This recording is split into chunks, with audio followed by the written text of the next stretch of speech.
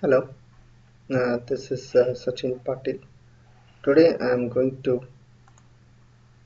explain in detail sensors, actuators, and I/O subsystems of Chapter 2 of Introduction to Embedded System by Shibu K V book.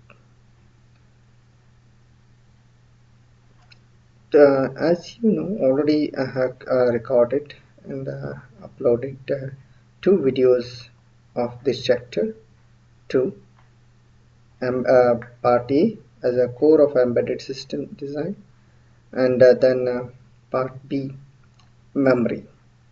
So today I'm going to explain sensors and actuators as part 3. As you all know, in sensors and actuators, uh, in part this section of this chapter, we are studying about the sensors and actuators and I/O subsystems. And even we will learn some of the sensors and actuators like LED, 7 segment LED display, piezo buzzer, stepper motor, relay, optocoupler, and etc. As you all know, we all are surrounded by a number of different embedded systems, even in home, outside home, or even you go to a market, hospital, even in traffic signals. We are surrounded by a number of embedded systems. So all these systems need input and output devices.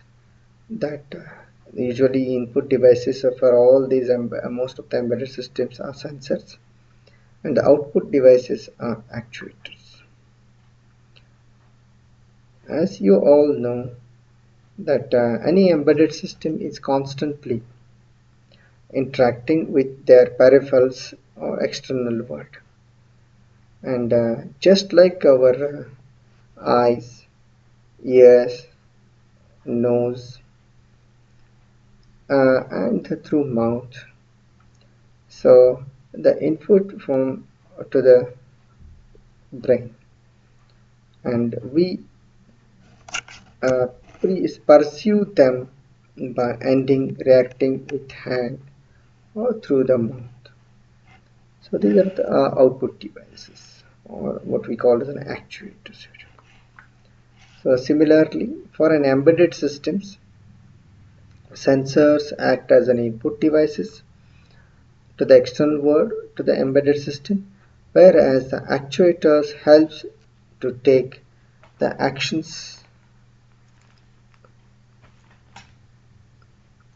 So then we'll have a look at the definition of the sensor. So sensor is a transducer device that converts the energy from one form to another for measuring or for control purpose.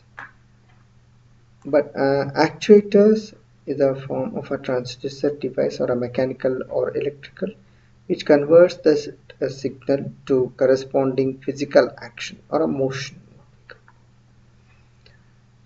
So, for example, so if some of the devices embedded systems doesn't require uh, actuators, for example, then with for monitoring purpose, if it is the device or embedded system is designed, then the actuators or what we call the output is not required.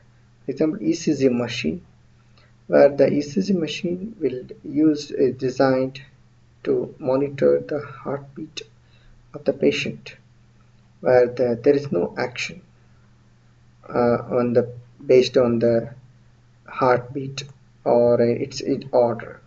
In such cases, we doesn't need only sensors but actuators. I/O subsystems.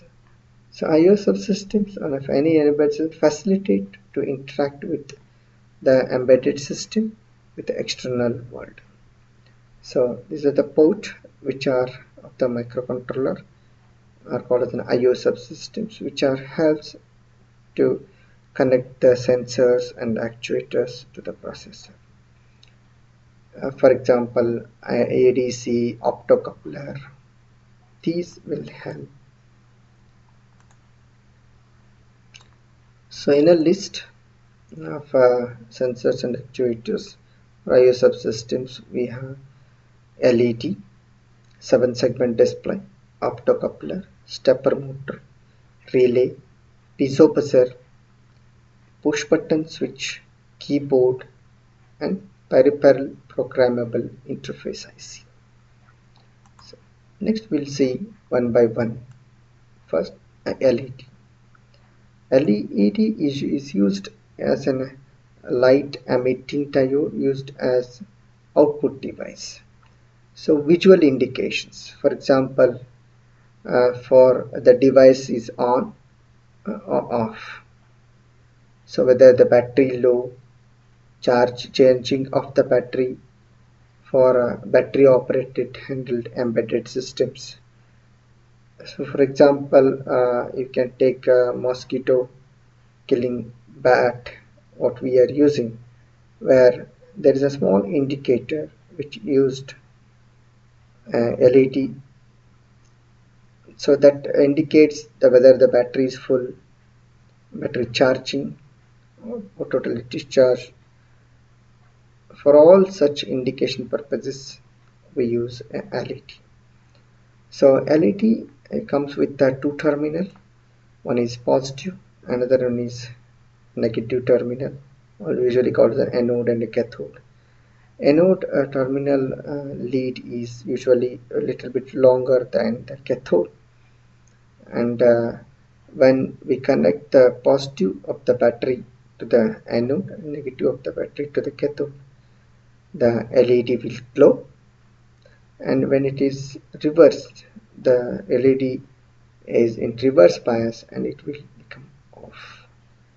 The resistor is used in series between the power supply and LED to limit the current through the LED. So you can see here a LED where the positive lead, which is a little bit longer than the negative lead, is connected to the VCC, and the another side it is connected to the ground. Next one is a 7-segment display unit.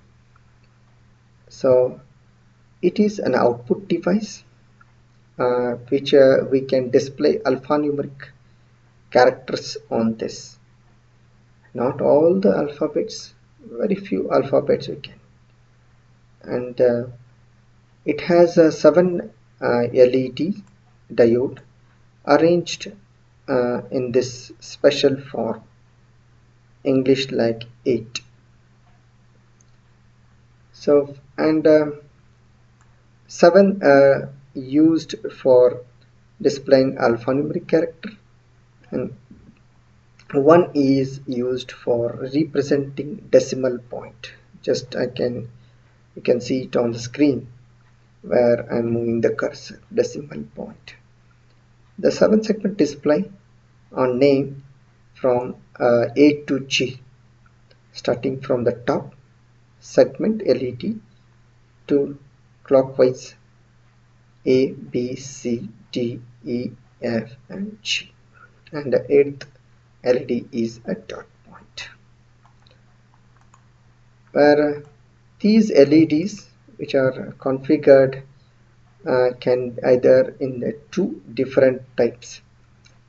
One is a common anode type and another one is common cathode type. So both are available in market. The difference between common anode and common cathode is all the LEDs anode are connected to the common point and connected to the VCC. To make these LEDs glow, or we can say forward bias to glow, we have to apply here logic 0, or we have to ground it, so the LED will glow. Otherwise, if you apply logic 1 or a VCC, this will be reverse biased and it doesn't glow. That's why to glow the LED we have to apply logic 0. To make it off we have to apply logic 1. but it is exactly reverse in cathode, a common cathode type LED display, where the negative terminals, what we call the cathodes of all the LEDs, are connected to the common point and they are grounded. And to make the LEDs forward bias or to glow, we apply one logic 1 or a high voltage to this VCC to this. Then this becomes forward biased and the LED will glow.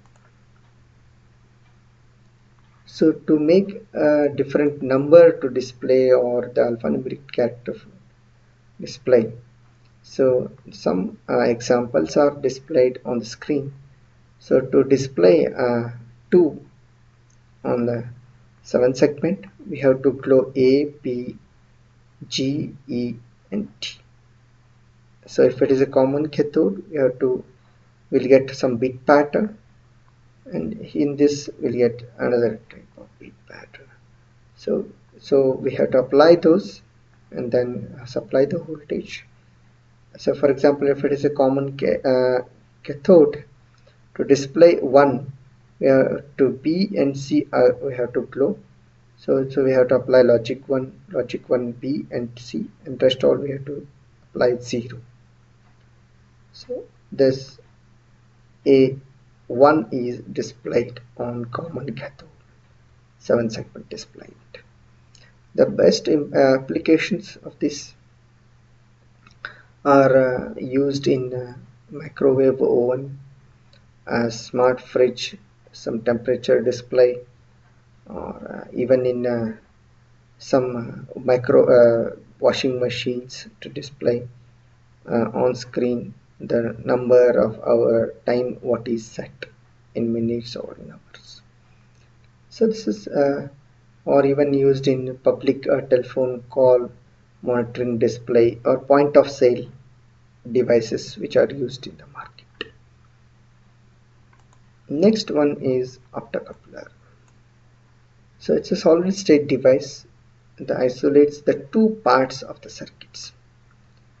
So it's a combination. Look at here this figure where it is a combination uh, packaged, that is a LED and a photo transistor. So it is the best isolation. It will provide the best isolation in circuits. So what's the main application of this? Suppressing the separation, interface in data communication, circuit isolation, high voltage simulations separation, and signal intensifications. Either the optocouplers are used in either in input circuit or output circuit or in both simultaneously. For example, the optocoupler which is connected, the input device which is connected, we want to connect to the microcontroller. If it is of a different power rating than that of what the power rating of the microcontroller, then we cannot directly connect to the microcontroller port. If it is directly connected, suppose I want to make it 1, supply 1 to this port information, then as the input device is more power rating than this, the reverse current will flow to the port and the circuit inside the microcontroller get damaged. So the information we have to transfer from input device to microcontroller, but they have to keep it apart, separate. So in such cases we need to use the optocoupler in embedded system. So the different voltage or a power rating devices can get isolated. Stepper motor. A stepper motor is an electromechanical device which generates a discrete displacement or a motion in response to the DC electric signal what is applied. It is different than the normal DC motor operation because once the DC motor is applied with the DC voltage, then the DC motor rotates continuously. But if it is DC supply, say voltage is applied to the stepper motor, it rotates stepwise. Stepwise means the stepper motor will rotate for a particular angle and it will stop.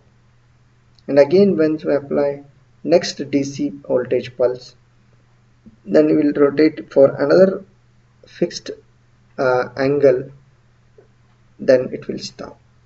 So this is called as a discrete rotation. Usually it is 1.8 degree or 18 degree in some cases. So stepper motor is widely used in industrial applications, embedded applications, or consumer electronic product, or some robotic control applications. For example, one more best example what we can give, for paper feeding in printer or a fax, stepper motor are used. Stepper motors are of two types. So one is a unipolar, the another one is a bipolar. There is a small difference between these. So in a unipolar, it is a for two windings per phase are used, and uh, every time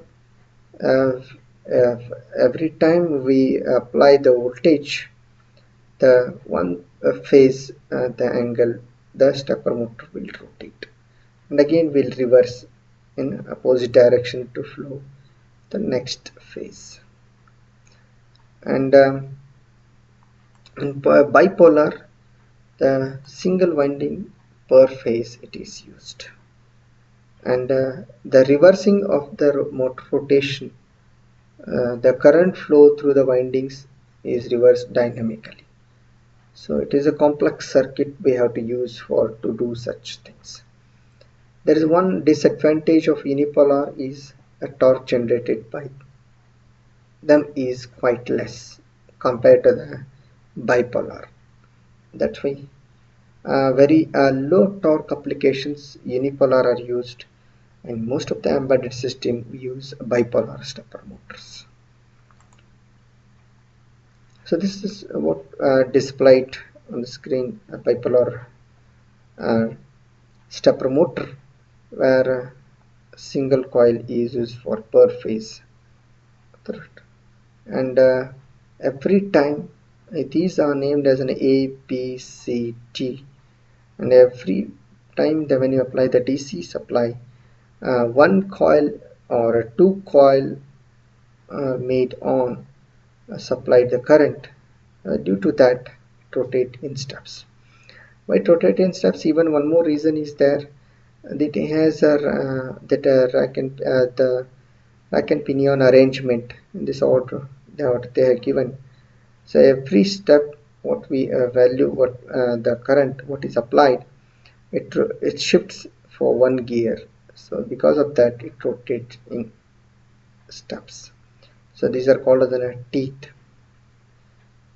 Precise rotation. That's what I call, what I explained with angle that is 1.8 degree. So here we can see where I'm moving the cursor. So four coils A, B, C, D are energized to rotate in steps. So to energizing these coil for is explained as different stepping modes supported by the stepper motors. So there are three types: full step, wave step, and half step.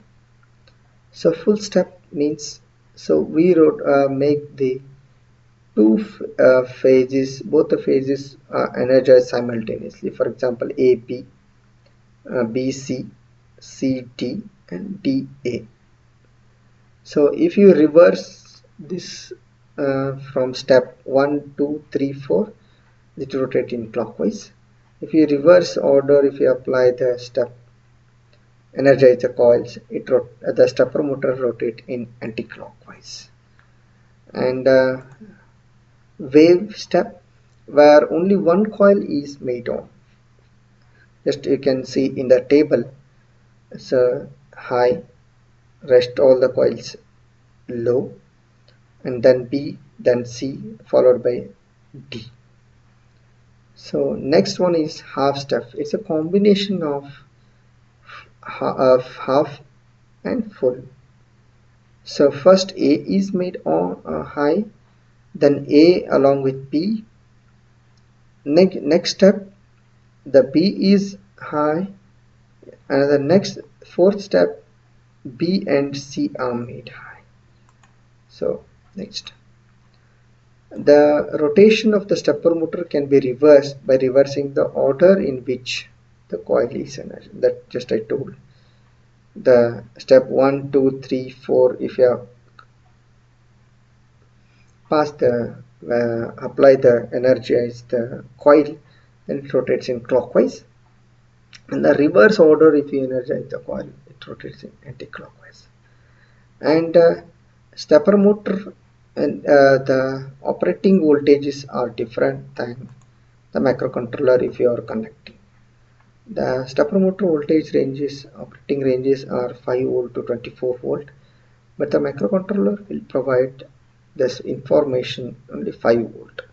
That is not sufficient to drive the stepper motor. So the driver IC or interface IC is used in between the microcontroller and the stepper motor. That IC is ULN2803 usually. The next one is relay. So a relay is an electromechanical device. It is used. So dynamic path selector. This will provide the dynamic or what is kind of the same optocoupler what uh, has provided uh, facility. The similar kind of work or a facility is facilitated by this relay. Relay unit contains the relay coil made of insulated wire on the metal core and a metal armature with one or more contacts. Relay work on electromagnetic principle.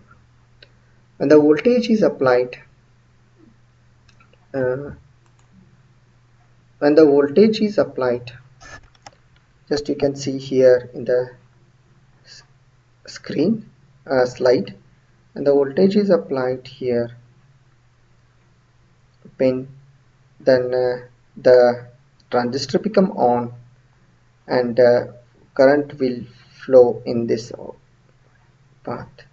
Just you can see the cursor.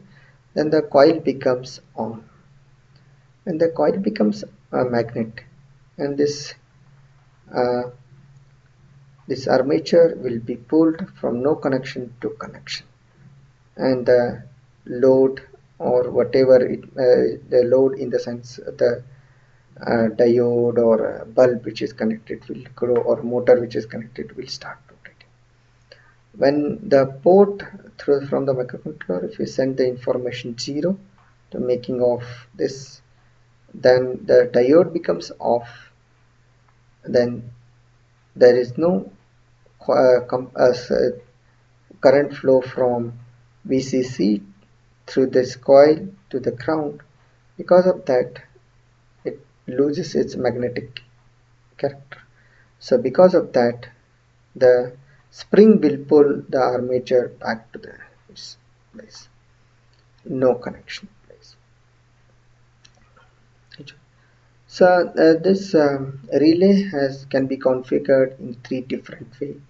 One is a single pole, single throw, normally open, single pole, single throw, normally closed, single pole, double throw. So single pole, a single throw, normally open configuration has only one path for information flow. The path is either open or closed in a normal condition. And a single closed is used.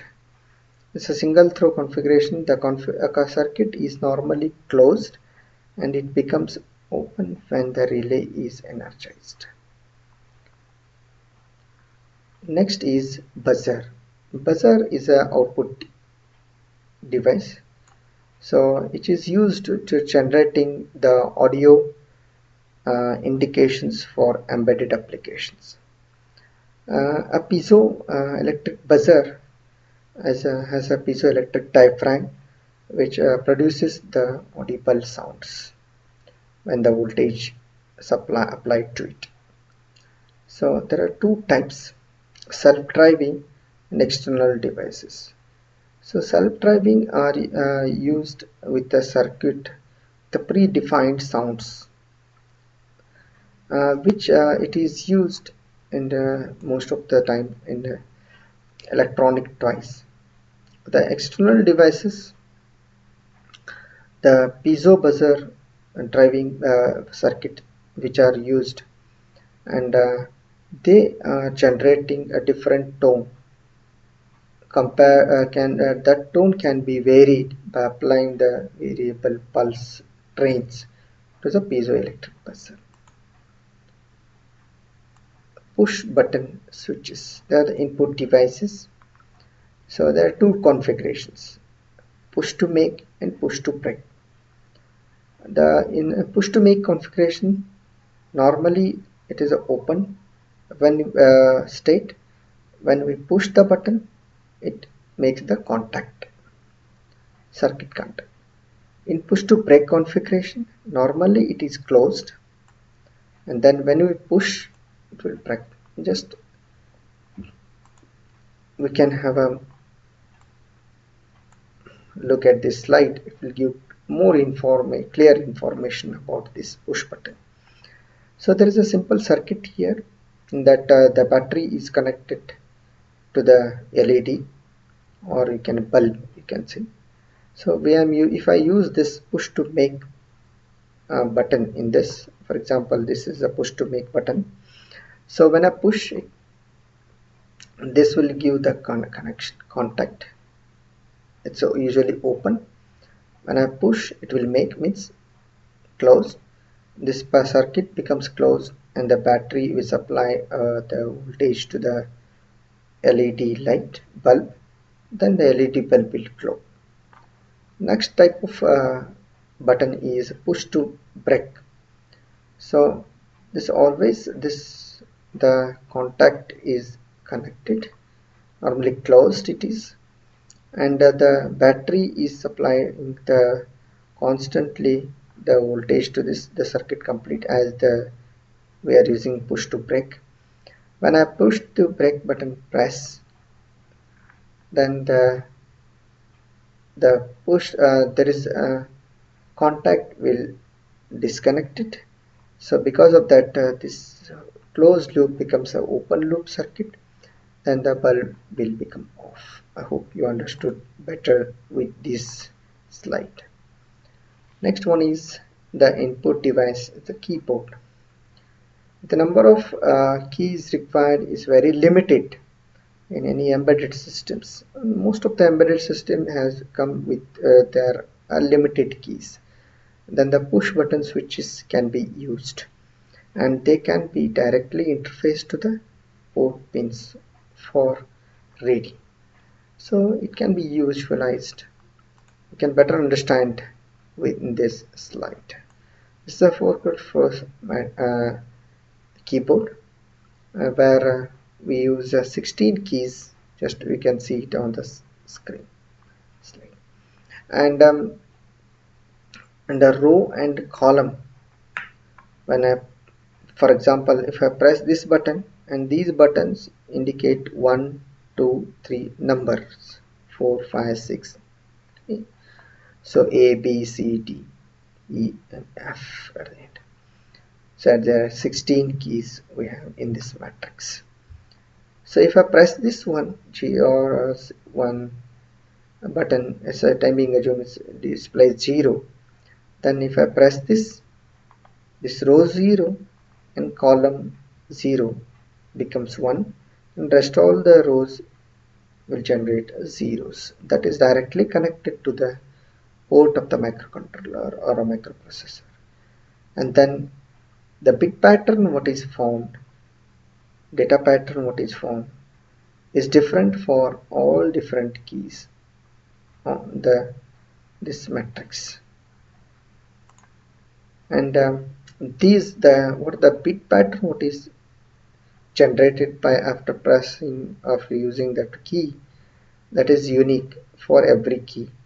So that is compared with the standard value or already programmed, and then it is compared, and based on that the which key is pressed is identified, and it is used for further processing as an input. The last one in this list is a peripheral programmable interface. So peripheral programmable interface extends the I/O capability of microprocessor or microcontroller. For example, 8085. 8085 compared with 8051 microcontroller, then or ARM microcontroller, the number of keys are very port are very less. For example, 8085 has only one port, D0 to D7 8-bit. So for further processing, if it more number of ports are required, then we have to enhance the ports capacity. So to enhance that port capacity, we have to externally connect to the 8255 IC, processor IC, Intel processor IC, 8085, the 8255 we have to connect externally. So in turn, 8255 will provide three ports, port A, port B and port C. So that and you can see here this arrangement or a figure in this will get clear idea. So data is connected to this 8255 and then even address, and it will enhance, in turn it will provide you as 8085 has only D0 to D7 one port. In turn we'll get three ports for embedded applications. So you can enhance the port capacity writing, and even we can send the write, read bar signal and reset signal to these port pins to which the devices are connected, so we can do input output data exchange. So with this it finishes the second chapter, part 3 section, so sensors and actuators. So thank you for watching. Watch my next video where I will explain the interface, communication interface, part 4 of Shibu K V book chapter 2.